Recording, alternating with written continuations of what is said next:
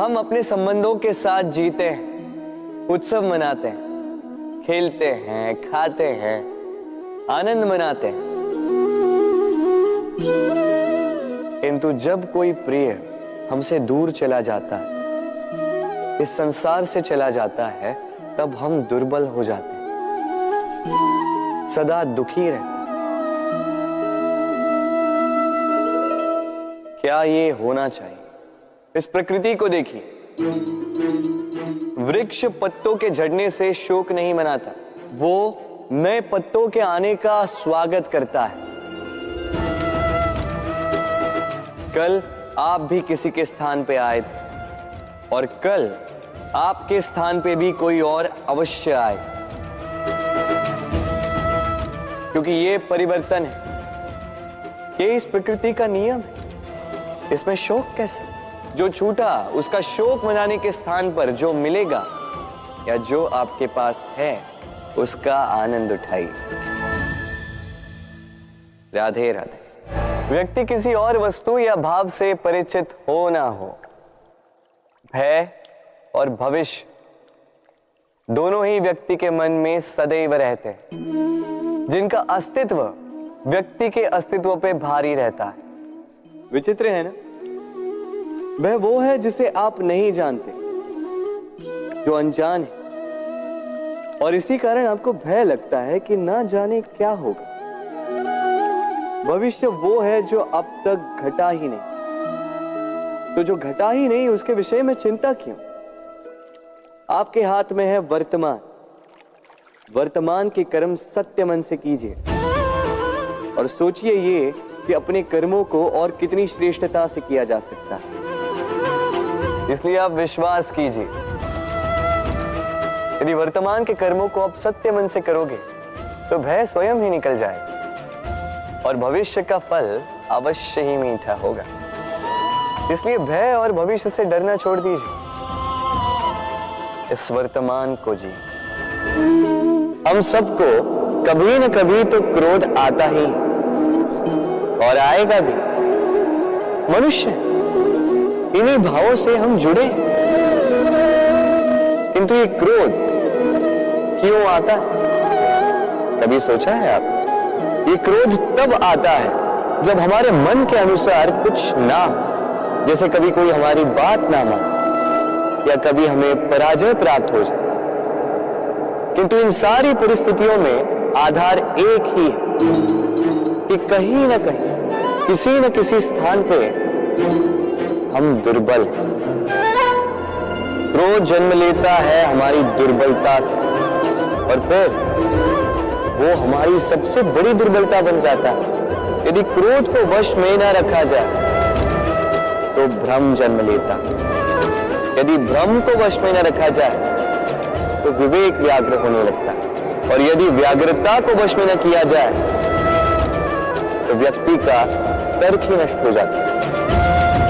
सोचने समझने की शक्ति शून्य हो जाती है और फिर उस व्यक्ति का पतन हो जाता है। इसलिए अपने क्रोध पर वश रखें और अपने मन को शांत होने के लिए करें।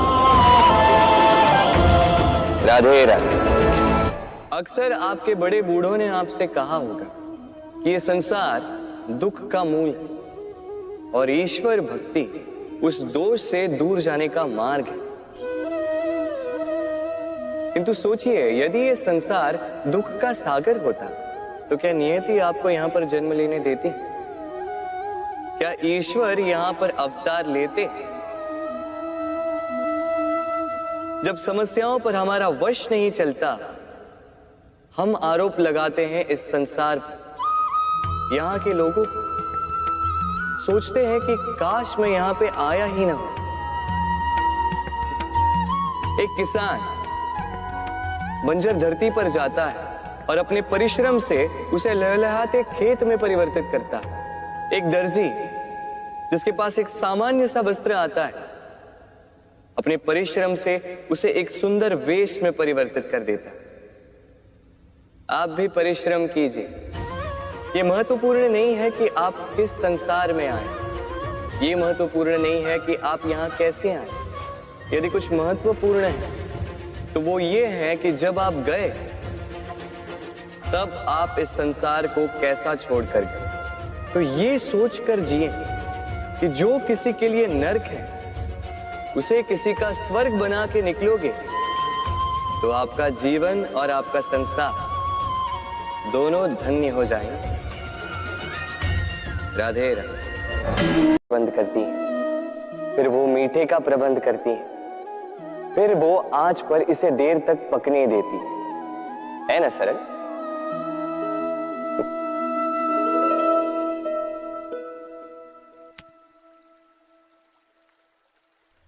इतना भी सरल नहीं। इस जीवन में आनंद की खीर चखने का भी यही तरीका है, किंतु इसमें समय बहुत लगता है। शुद्ध श्वेत दूध जैसे भावों में, कभी न टूटने वाले संबंधों में प्रेम की मिठास मिलाकर जब प्रयास और परिश्रम की आंच पर देर तक पकाया जाता है तब बनती है आनंद रूपी खीर।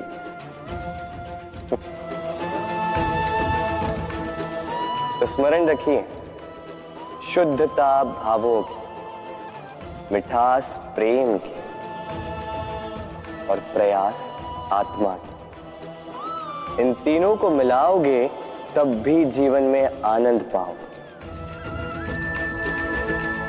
राधे राधे। प्रतिदिन सूर्य उगने के साथ ही जाग उठती हैं कुछ कहानियां, कुछ संघर्ष, कुछ इच्छाएं, कुछ यात्राएं।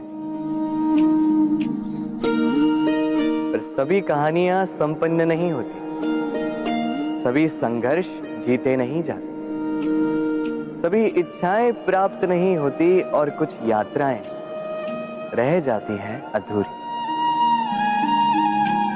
क्यों? अब आप में से कुछ कहेंगे प्रयास अधूरा रहा, कुछ मानेंगे निश्चय दृढ़ नहीं था, कुछ क्रोध करेंगे, तो कुछ इस असफलता का बोझ अपने भाग्य के कांधों पे डाल देंगे। परंतु इस सब का कारण केवल एक तत्व की कमी है 2.5 अक्षर की कमी है, प्रेम। प्रेम जो न शास्त्रों की परिभाषा में मिलेगा, न शस्त्रों के बल, न पाताल की गहराइयों में, न आकाश के तारों। तो ये प्रेम है कहाँ? कैसे पाया जाता है इसे? क्या है मार्ग प्रेम को पाने का? प्रयास रहेगा आपको यही समझाने का। तो आइए भागी बनिए इस यात्रा की, साक्षी बनिए प्रेम की इस भाव विभोर कर देने वाली महागाथा की, जो अलौकिक होकर भी इसी लोक में रची गई। और इस यात्रा के लिए आपको ना कोई शुल्क लगेगा, ना ही कोई परिचय पत्र।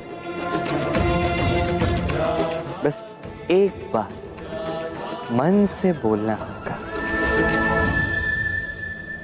राधे राधे राधे राधे राधे राधे राधे राधे। मनुष्य जब जन्म लेता है और मनुष्य जब इस संसार को छोड़कर जाता है, इसके मध्य का काल जीवन कहलाता है। और इस जीवन में संघर्ष तो करना ही पड़ता है, कभी शिक्षा के लिए, कभी काम के लिए, कभी वास्तविक युद्ध करना पड़ता है। किंतु इस संघर्ष का सामना करने के लिए प्रकृति ने हमें एक और गुण भी भेजा है, प्रयास। कभी किसी छोटे बालक को देखा, न कुछ बोल पाता है, ना कुछ समझ पाता, किंतु अपने घुटनों के बल पर समस्त आंगन नापने का प्रयास करता, खड़ा होता, गिरता, फिर खड़ा होता, और अंततः वो चलना सीख ही जाता, क्योंकि वो अपने मन से नहीं हारते। जीवन में युद्ध क्षेत्र कई आएंगे, कभी कभी हार का सामना भी करना होगा, किंतु हारता केवल वो है जो मन से हार जाता है। इसीलिए कहते हैं युद्ध रणभूमि से पहले मन भूमि में लड़े जाते हैं। मैदान में हारने वालों को कई अवसर मिलते हैं, किंतु मन से हारने वालों को नहीं। राधे राधे। जब से मनुष्य का जन्म हुआ है जान पहचान का। और आज के युग में तो व्यक्ति का मूल्यांकन ही इस बात से किया जाता है कि इसकी पहचान किससे है, इसकी पहचान कहां तक है। क्यों? आपके आसपास भी ऐसे कई लोग होंगे जो पहचान की बल पर आपका काम बना लेते हैं। ऐसे कई लोग होंगे जो पहचान से काम पा लेंगे, धन अर्जित कर लेंगे। किंतु आप तनिक सोचिए, क्या ये ठीक है? पहचान से मिला काम आपके साथ तब तक रहेगा जब तक आपके उनसे मधुर संबंध होंगे। संबंधों में खटास आई और काम निकल गया हाथ से। तो अब क्या किया जाए? इसका उत्तर है काम। अपना काम पूरे मन से करो, अपना काम निश्चय से करो, क्योंकि पहचान से मिला काम अधिक समय तक नहीं टिकेगा, किंतु काम से मिली पहचान युगों युगों तक टिकेगी। राधे राधे। हम मनुष्य साथ रहते हैं, आनंद पीड़ा मिलजुल कर बांटते हैं, समय पड़ने पर सहायता देते हैं, सहायता लेते भी हैं। किंतु क्या सदा सहायता लेना उचित है? अब आप में से कुछ कहेंगे बिल्कुल उचित है, इसमें बुरा ही क्या है? मनुष्य ही तो मनुष्य के काम आएगा। बिल्कुल उचित कहा आपने, किंतु सदा के लिए सहायता लेना उचित नहीं है। कारण, यदि बात बात पर सहायता लेने का अभ्यास हो गया तो आप स्वयं दुर्बल होते जाएंगे। स्वयं का एक मार्ग बनाना छोड़ आप बात बात पर दूसरों से सहायता मांगे। दूसरी बात, सहायता के साथ जुड़ा आता है उपकार का भार। तो जिससे सहायता ली है उसके समक्ष झुककर रहना होगा। इसीलिए संकट में भी सोच विचार करके सहायता ली, क्योंकि संकट तो कुछ दिनों पश्चात निकल जाए, किंतु उस उपकार के ऋण का भार जीवन भर आप पर रहे। राधे राधे। लोग सदैव मुझसे ये प्रश्न करते रहते हैं कि मित्रता का मतलब क्या है, इस प्रेम का मतलब क्या है? और मैं बस मुस्कुराता, क्योंकि यह तो ऐसा प्रश्न हुआ जैसे कोई पूछे कि अनर्थ का अर्थ क्या है। अब जब अनर्थ हो ही गया तो उसका अर्थ क्या? उसी प्रकार वो मित्रता क्या जिसमें आपका कोई मतलब, वो प्रेम क्या जिसमें आपका कोई स्वार्थ। ये दो भाव ऐसे हैं जिसमें आपको कुछ चाहिए नहीं होता, बस देना होता। आपका समय, आपकी भावनाएं, आपका सुख कुछ मांगने के लिए करोगे तो वो मित्रता कैसे? कुछ पाने के लिए करोगे तो वो प्रेम कैसे? वैसे भी देखा जाए तो जो प्रेम करते हैं उन्हें कुछ पाने की आवश्यकता ही नहीं, और जिसके पास 2.5 अक्षर वाला ये प्रेम शब्द हो उसके पास तो इस संसार का सबसे बड़ा कोश है। तो आप इस कोश को बढ़ाइए और मेरे साथ कहिए राधे राधे। हमारे पास अक्सर बहुत लोग आते हैं, कुछ को हम समय देते हैं, कुछ का हम तिरस्कार करते हैं, किंतु तिरस्कार कभी नहीं करना चाहिए। किसी व्यक्ति के आपके पास आने के 3 मुख्य कारण होते हैं: भाव, अभाव और प्रभाव। यदि कोई आपके पास प्रेम भाव से आए तो उसे प्रेम दे, सम्मान दे। यदि कोई आपके पास अभाव में आए तो उसकी आवश्यकता समझे और जितना हो सके स्वयं से उसकी सहायता करें। और यदि कोई आपके पास प्रभाव के कारण आए तो भी उसे समुचित सम्मान दे। स्वयं को भाग्यशाली समझे कि कोई आपके प्रभाव में है, किंतु तिरस्कार। किंतु कभी कभी हम भूल जाते हैं कि स्मृति हमारी है, तो इसमें हमें क्या सहेजना है और क्या मिटा देना है, ये हम पर निर्भर करता है। इस जीवन में क्या सहेजना चाहिए? सुख, आनंद के क्षण, वो क्षण जहां किसी ने हम पर उपकार किया, वो क्षण जहां किसी ने अपनी मित्रता निभाई, वो क्षण जहां हमने किसी को सुख दिया। और हम क्या स्मरण रखते हैं? अपने दुख, पीड़ाएं। वो क्षण जहां किसी ने हमारे साथ कुछ बुरा किया, वो क्षण जहां किसी ने शत्रुता निभाई। और फिर यही स्मृतियां हमें प्रेरित करती है प्रतिकार के लिए। इसलिए हमें क्या भूलना है और हमें क्या स्मरण रखना है, ये हम पर निर्भर करता है। इस जीवन में सब कुछ भूल जाइए, किंतु ये अवश्य स्मरण रखिएगा, भूलने वाली बातें याद है, इसीलिए विवाद। तो प्रेम से बोलो राधे राधे। अक्सर आपने आपके माता पिता, आपके हितैषी, आपके शुभ चिंतकों के मुंह से ये सुना होगा, इसे कुदृष्टि लग गई है, इसकी कुदृष्टि उतारो, ये मत करो नहीं तो कुदृष्टि लग जाएगी, ऐसा श्रृंगार ना करो, वो मत पहनो नहीं तो कुदृष्टि लग जाएगी। और कुछ तो इस कुदृष्टि का उपचार भी कर लेते हैं। मिर्च का धुआं जलाते हैं, तेल की बाती से कुदृष्टि उतारते हैं, काला टीका लगाते हैं, क्या क्या करते हैं। उचित है, किंतु मैं कुदृष्टि को नहीं मानता। मैं मानता हूं कि यदि आपका मन अच्छा हो तो कोई भी कुदृष्टि आपको किसी भी प्रकार से हानि नहीं पहुंचा सकती। आंधियां भी केवल उन्हीं घरों में धूल भर पाती है जिन घरों में खिड़कियों के पर्दे दुर्बल होते। बवंडर भी केवल उन्हीं दीवारों को गिरा पाते हैं जो नींव से कमजोर होते हैं। और आपके व्यक्तित्व की नींव है आपकी सोच, आपका दृष्टिकोण।